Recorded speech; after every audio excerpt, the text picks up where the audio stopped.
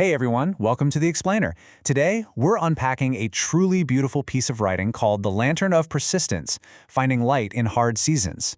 You know, if you've ever felt like you're just wandering through this massive, incredibly shadowed forest, well, this journey is absolutely for you. Let's get right into it. I want you to just imagine for a second that you're standing right at the edge of a massive, dense forest. The trees are super tall, the canopy is incredibly thick, and as you walk in, the daylight just fades. This is honestly what a difficult season of life often feels like, right? But the author makes this absolutely crucial distinction right off the bat. Life feels dim, but it's not because the sun actually stopped shining. If you're in the middle of a hard season right now, just wandering in that metaphorical dark forest, it is so easy to believe that the light has permanently left the world. But the text points out that the dimness, it actually comes from exhaustion. Your heart has literally just been carrying way too much weight for far too long. The exhaustion creates the shadow, and recognizing this is the very first step in validating your own experience. You aren't broken, you're just carrying a really heavy load in the dark. I absolutely love how the source material reframes our expectations here. We're so often sold this idea of toxic positivity, right? Like the idea that healing means you just flip a switch and boom, you're instantly happy, smiling, and completely over your hardship. But this quote grounds us in reality. Finding the light in the middle of the woods isn't about pretending it's daytime. It's simply the quiet, gritty choice to not give up in the dark. It's all about persistence. Healing is not some instant fix, and releasing that pressure to be instantly happy, that actually gives you the energy you need to just keep walking. Now, let's shift our perspective a bit and talk about the actual mechanics of light itself. If you're in a pitch-black room or, deep in our metaphorical forest at midnight, you don't need the blazing sun to break that darkness. A single tiny match entirely changes the whole environment. A small flame on a lantern pierces the darkness and gives your eyes something to actually focus on. The text reminds us that hope doesn't have to be this overwhelming or massive thing to be effective. The smallest flame of hope completely rewrites the reality of the darkness around it. It's a real game changer. Now, what's really interesting about this is how the source aggressively normalizes the messy middle of the journey. When you're holding that small lantern, you're still going to have blind spots. You may not have all the answers right now. You're likely still in the active and, painful process of healing. And profoundly, as the text notes, you might still be deeply questioning things you prayed would already make sense by now. The source really validates that feeling lost, having lingering doubts, and experiencing unfulfilled prayers, none of that means the light won't eventually find you. It just means you're still on the path. To anchor this concept, the author draws on a classic biblical text, John 1:5.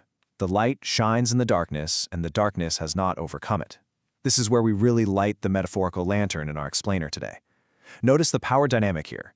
The darkness can be vast, it can be totally intimidating, and in the forest of a hard season, fear and pain can get incredibly loud. But darkness does not win just because it showed up. Fear doesn't win just because it's echoing off the trees. And pain doesn't win just because it overstayed its welcome. The light, no matter how small it is, remains completely undefeated by the dark. Contrast that loud, overwhelming nature of a hard season with how light actually operates, quietly, gently, and patiently. When you're in the thick of the woods, it is so easy to mistake quietness for absence. But just because your healing isn't making this loud, dramatic entrance doesn't mean it isn't happening. The light is acting as a really patient guide, slowly illuminating the path forward, even when you can't quite see the grand design just yet. Okay, let's dive into this, because this is where the source transitions from a beautiful metaphor into deeply actionable steps. How do we actually fuel this lantern? Well, the daily habits for finding hope start with the absolute basics, like just getting out of bed when your heart feels like lead. It's continuing to pray or meditate, even when you feel like you're speaking to an empty room. It's the active daily practice of forgiving yourself, just little by little, for the mistakes you've made in your pain. It's allowing yourself to laugh at a joke without feeling guilty that you aren't completely healed yet. And finally, it's the radical habit of believing that healing isn't just for other people, but it is actually possible for you too. These habits right here, these are the daily drops of oil that keep your lantern burning. So the crucial point is how we perceive divine or spiritual intervention during these hard seasons. The source text brings up a really profound paradigm shift.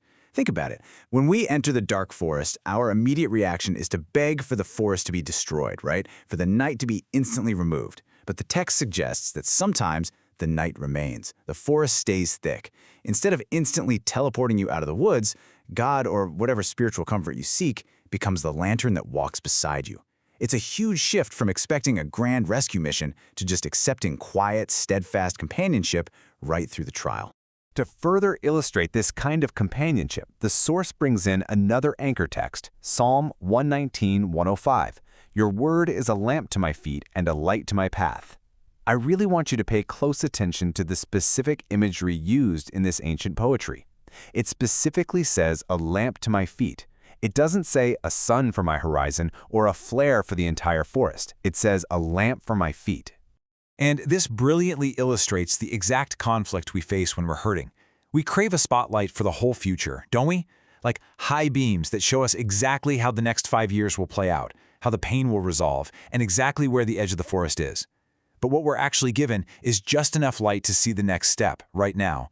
The source argues that healing almost always happens one step at a time. The lantern only illuminates a few feet in front of you.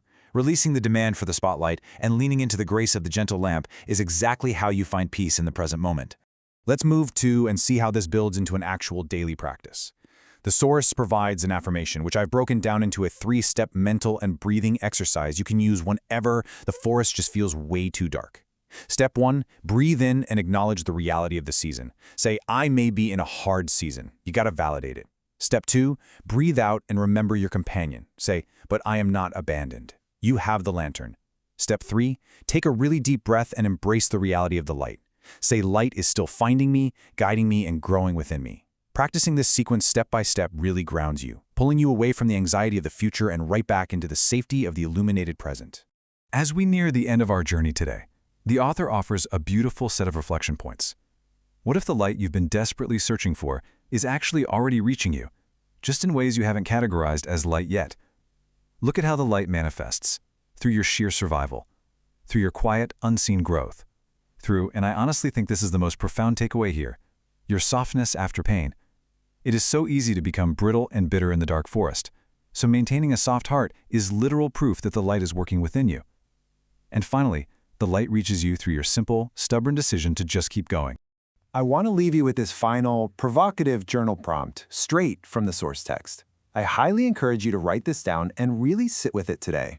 What has been one small light in your life lately? A person, a moment, a memory, or a sign that reminded you not to quit.